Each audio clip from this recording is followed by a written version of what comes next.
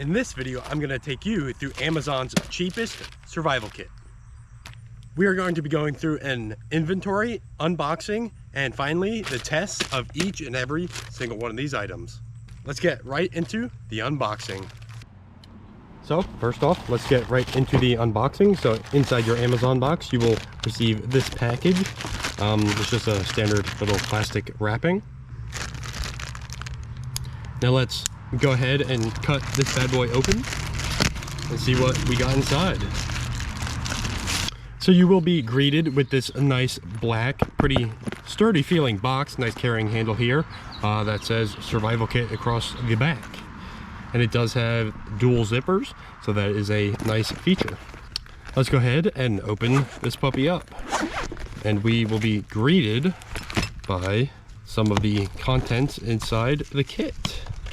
So the very first thing that I pulled out here, or rather fell out, is this little multi-purpose pocket survival tool. Here are all of the functions and or features if you would like to pause the video and read all those bad boys. There's also a little guide on the back with numbers detailing each and every one of those aforementioned features. Next up, we have here a 130 by 210 centimeter emergency blanket. This says it reflects 90% of body heat, windproof, waterproof, uses a blanket, shelter, or signal for light. Yeah, signal for reflecting light and radar. Next up here, we have this little bubble wrap package, and we're gonna dive in and see what this is all about. So according to this sheet, this little black object is a personal alarm, which can be good for if you're either lost in the woods or trying to scare something off. We are definitely gonna have to give this thing a try later on in the video. Next up, it looks like we have just two standard 6-inch glow sticks. Nothing too special about these. It does say 12-hour glow. Some warning labels there, but we do get two of them, so that is nice. Next up, one of the most things I'm excited for is this little pocket knife right here. It does have a little wire cutter there and a window breaker on the back. Let's see. Not a bad deploy action. It is nice and oiled up. Blade is about as sharp as our president right now. So if that tells you anything about how much we're going to be cutting with it. Next up, we have this little fork and spoon multi-tool type thing. There's a couple little keyholes there, along with a can opener and a nice little saw blade edge.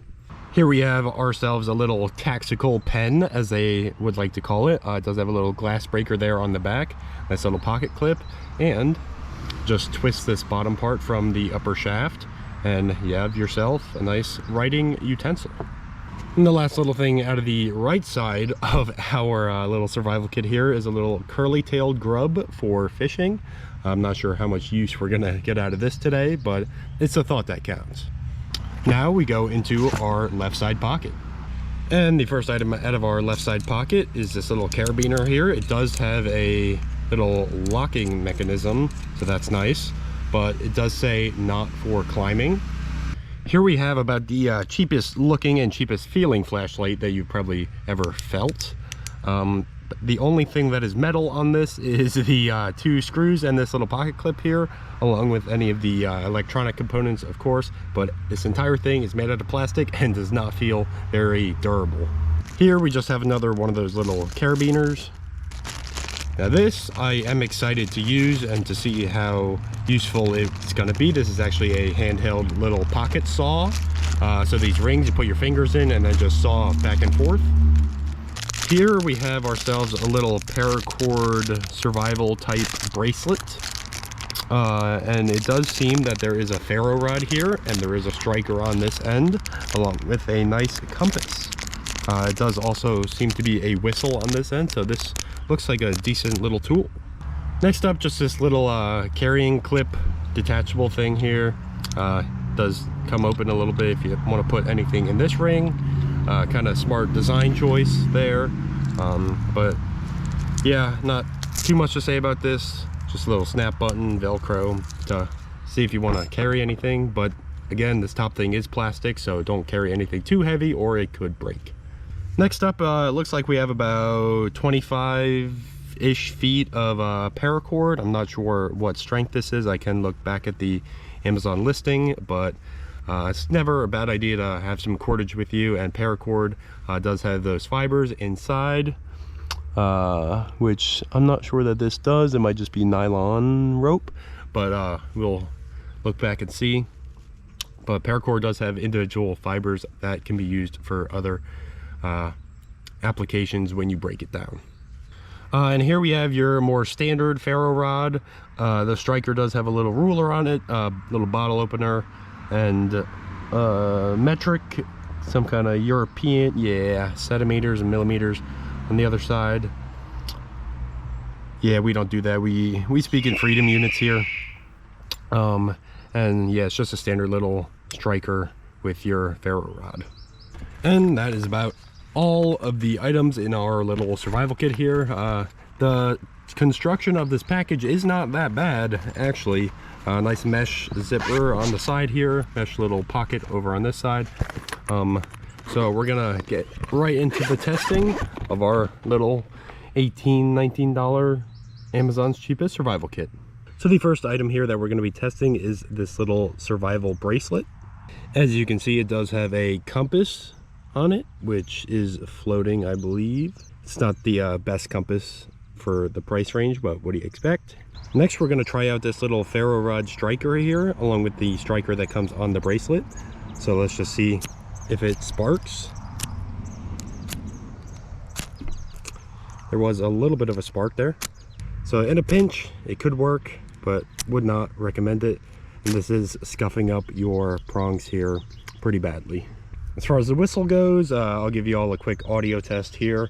It's rather loud and pretty impressive for its size. That's what she said.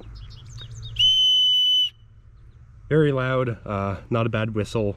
So overall, I give this thing, if you're in a pinch, yeah, it'll be fine.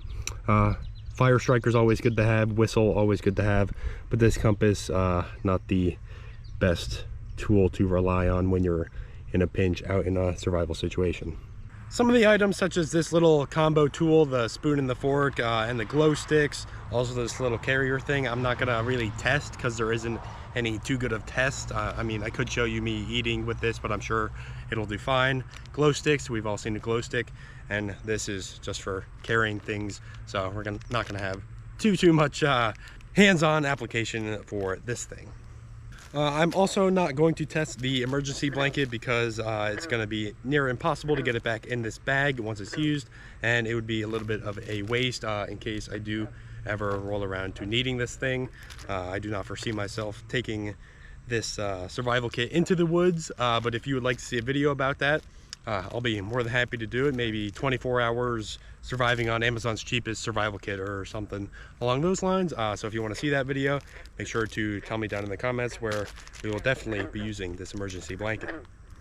Now I will be testing out this little hand wire saw.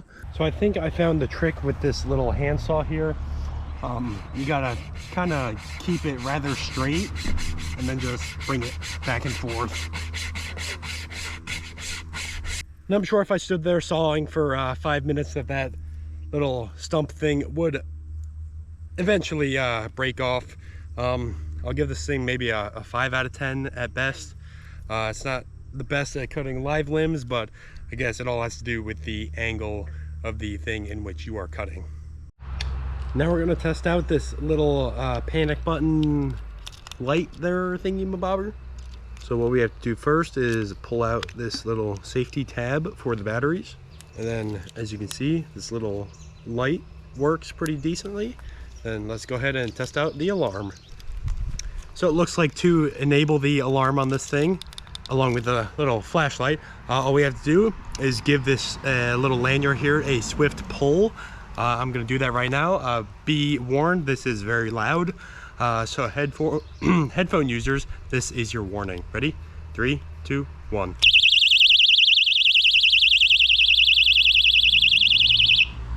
And then to shut it off, all you have to do is just plug it back into that little side hole. Pretty decent little alarm system here, even with your little flashlight. I would recommend carrying one of these out in the woods. Now there are a lot of little uses for this life card type thing. It does have a little chisel tip here, along with a little knife edge blade but it is what it is. I'm not sure the practicality on this. Maybe if you need to pry something open, or maybe cut up a couple twigs, or even very small logs, this little saw may help you out. But yeah, prying is about the best you're gonna get out of this thing. I did come up with a little test for these carabiners on this little carry thing. I'm gonna kind of do a weight test. So right now I'm about like 240 about.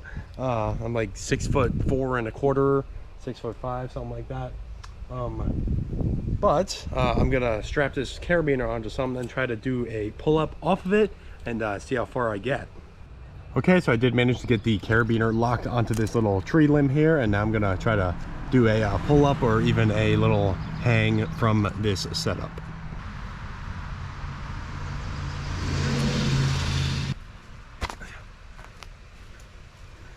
Well, that could have gone better. So first off, this little plastic clip did come undone since it is that break apart thing, but it'll just snap on. Our carabiner, on the other hand, took some damage. It is bent outward quite a bit, and the little locking mechanism here no longer connects to our carabiner. There's about a ½ inch gap right there. So anything probably about 50 pounds, I'd say, you can hang with these carabiners or keep together. But once you exceed that, they are not your go-to thing to use to hang such packages or items or food or what have you. So here we are at the fire pit with our large ferro rod. We're gonna give it a few strikes and see how it does at lighting some dry grass or tinder. Okay, so here we have some dry grass, and we're gonna see if we can't get something to catch a spark with this here ferro rod.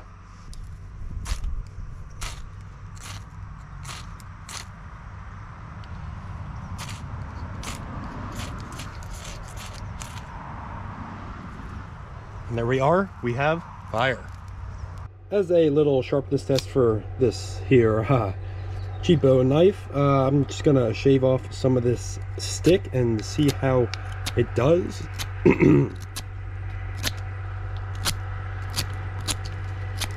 Initial impressions, not the worst actually.